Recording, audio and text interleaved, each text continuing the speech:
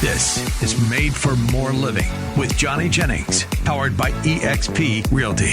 Online at madeformoreliving.com. So I'm listening to a book right now, listening Audible. Okay. You know, do you Audible at all? Or? Yes, I do. I love getting to listen to books because then I can multitask, but then I have to go back and it's like, what did they say in that chapter? Yes. What type of books? I like to listen to a lot of like fiction sort of books, just to sort of escape a little bit from everything that's going on in the world. It's like TV, but you're reading. Exactly. Listening. I like to listen. Or listening. My whole job is listening, so I might as well listen to books too. That makes sense. Well, I was reading this book, or listening to this book, Doors Open When You Knock, and it's by a guy named Stephen Ross. Stephen came and spoke at our realtor huddle that we do every single week up in Roseville for the local agents up there, or anybody that wants to come. Anybody's welcome. And it's always a lot of fun. There's typically 40 to 50 people in there, and we typically have fantastic speakers. This week was Stephen Ross. Are there donuts and coffee? There's food. The vendors will bring the food. There we go. Last week, who was it? Jen Finley with Good Life Inspections. Okay. She brought like this most delicious, like there was fancy cheeses and meats and pastries, and like I honestly think people came just for the food. But I would be there just for the food. But if they came for the food, they also got to listen to Stephen Ross. And what his claim to fame is he has knocked on over 125,000 doors. Wow. Yeah. That's crazy. That's like the whole city of Roseville just knocked on their door. So he's not local. He started in Southern California, and he lives either in Denver or somewhere in Colorado. Okay. And but between his career, he's knocked over 125,000 doors. Wow. And he was just sharing his experiences and things that he's learned during that process. And in the book, Doors Open When You Knock, he wrote it. He also reads it on Audible, so it's cool to kind of hear his voice. I love when authors do that. Me too. And so when I'm listening to Stephen Ross read his book, he had this quote, and it just snapped me. I was like, whoa, what?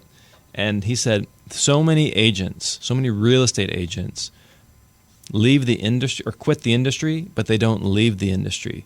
So he said, so many agents quit the industry, but they don't leave the industry. And what he meant by that was there's a lot of people who have real estate licenses, but are not actively practicing. They may, do the onesie twosie for friends or family, or it may be their side hustle. Like, hey, if I sell one house a year, that'll pay for a vacation. Oh, okay, I get it. So it's like this isn't my main gig. I took the test. I have my license. I can do it, but I'm not doing this on a regular basis. I have a state job. I'm a firefighter. I have something else. Wow, right? That seems like intimidating to some degree, because I mean, hopefully, if you're trying to find a real estate agent or work with someone, it's like I think I want someone who has a little bit more experience to know what's going on to walk me down that road. You'd think, but a lot of people believe that we're all the same. They think, real estate agent A is the same as real estate agent B and C and so on. And I was actually on a phone call the other day. A person called in. They Googled us. They saw all of our 5-star reviews on Google. So she just typed in like "Made for More Realty," and she saw all these reviews. And so she said, I want to talk to these people. So she called in. I answered the phone, and she mentioned that she was interviewing real estate agents. And I said, okay, great. What is it you're looking for? She's like, I want to net the most money on the sale of my home, so I want to pay the least amount of commissions. I said, okay. That doesn't always go hand. Are you aware that doesn't always go hand in hand? Yeah. And she said, well, I don't understand. You guys are all the same. And I said, sometimes, but let me ask you this. Have you interviewed any agents so far to sell your home? And she said, yeah, I've interviewed one. I said, great. So with that one agent, did they do any radio advertising for you? She's like, no. I was like, oh, okay, that's odd. We do that. Yeah. Do they have 5 full-time employees that are like proactively calling through the community and calling a database of over 15,000 people, to find you a buyer rather than just passively wait for their phone to ring? And she's like, no, they don't do that. Oh, okay, great. Well, then they must have a Bay Area buyer marketing plan where they, through geotargeting or geofencing and retargeting, reach out to people in the Bay who are looking to move to your community. They at least mentioned that, didn't they? And she's like, no, they didn't. I said, okay, well, sounds like we need to meet in person and go over a plan, because not all agents are made the same. No, they don't have the skills. They aren't thinking about that, because it's like if you're a one-man shop, if you're just Joe Blow who's a state worker and is like, oh, I do this on the side, you're not going to have the time and the resources to do all the stuff that you guys are doing at Made for More. Exactly. And so you had a good point there, Mike, is if you are a solo agent, like, you have to make sure that the sign gets installed. You have to make sure that the photos are taken. You have to manage the escrow. You have to return phone calls from showings. You have to negotiate. And then while you're doing all this, if this is your living, if this is your livelihood, you have to be looking for other people to help buy or sell a house, so that way you can, get paid, 30, 60, 90 days from now. Yeah. That one client is not going to have your full undivided attention. And so when you have all these plates spinning, it's really hard to do a good job for your clients if you are the solo agent. And so that's why, Val and I realized a long time ago, and Tom realized even before us, Tom Daves realized, hey, it takes a village to see this transaction through. I mean, think about something as simple as a chiropractor. Mm-hmm. Like, is the chiropractor running the ads? Is the chiropractor greeting you when you walk in? Is he then walking you back to the room, right? And then doing like the little vital checkup, the initial checkup, and then is he the one then adjusting you, and then is he the one walking you back out and rescheduling? Just swipe your card and it's like swipe out your card and do the follow up, right? Schedule your next appointment. No, he is there. He has a team. Even something as simple as a chiropractor has a team. Yeah. And so in a real estate process, this is something that takes 30, 45 days, 90 days from the moment you say, hey, let's start, to the moment you're getting, like, you're moving into the home, or you're getting that cash from the sale. Like, it's a long tail sale.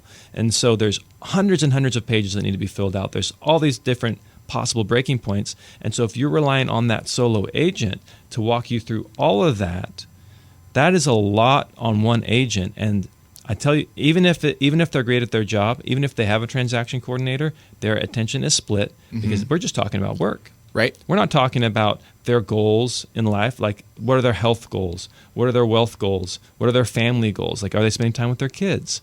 And so, or their spouses, or do they not have a spouse, but they're on the hunt for a spouse? Right. That takes time. I got to go out and date from. Yeah.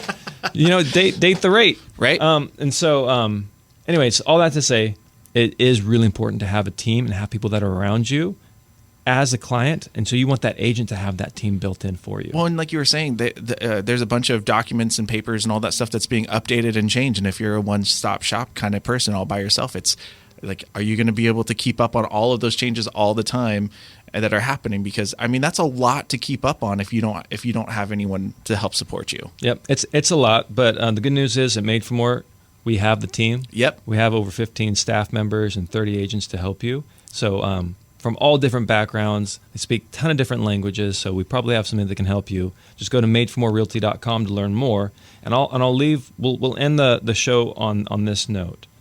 48% of agents, the agent population, because we talked about agents who have quit but not left the industry, still have their license. Yeah, 48% of agents did not sell a home in 2023. Almost half. Almost 1 in 2 agents did not sell a single home in 2023. Wow. So, if you're at a function and there's 4 realtors there, odds are 2 of them did not sell a house, for 12 months, in the entire year of 2023. Yeah. And so, and then so just keep that in mind, that not all agents are created equal. So just do your research, do your diligence, interview them, and make sure that if you are beginning this process, that you're going with somebody you can trust. Because if you don't trust them, then you're in for a world of hurt. Right, especially on one of the biggest investment of your life, like Correct. Hundreds of thousands of dollars. You need to make sure you trust the guys. Yep. So anyways, we'll leave on that note. But if you'd like to learn more about working with the Made for More team and why we are the most Google reviewed team in the Sacramento region, just hop on madeformorerealty.com or Google madeformorerealty.com. Thanks, Mac.